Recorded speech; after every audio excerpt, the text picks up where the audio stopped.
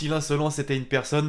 L'équipe, j'espère que vous allez bien. Aujourd'hui on se retrouve pour une vidéo un petit peu particulière. Vous le savez, ces derniers mois on a fait 2-3 vidéos sur ces maillots en fait que les joueurs des grands clubs européens porteront la saison prochaine. Des maillots qui n'étaient pas encore officiels, c'était des fuites. Aujourd'hui et comme chaque année finalement dans la même période, je vous propose qu'on regarde ensemble toutes les officialisations les plus récentes. Il y en a eu pas mal au cours des dernières semaines. Bon, mes Parisiens, pour vous c'est tout frais hein. C'est sorti cette semaine et au cours du dernier match hier contre le Celtic, Neymar, Mbappé et les autres l'ont déjà endossé. On va voir ça plus en détail dans quelques secondes. Juste avant l'équipe, je vous demandais comme d'habitude sur ce genre de vidéo de m'éclater cette barre de like, qu'on atteigne l'objectif des 4000 avant minuit ce soir. Je remercie évidemment tous ceux qui vont contribuer.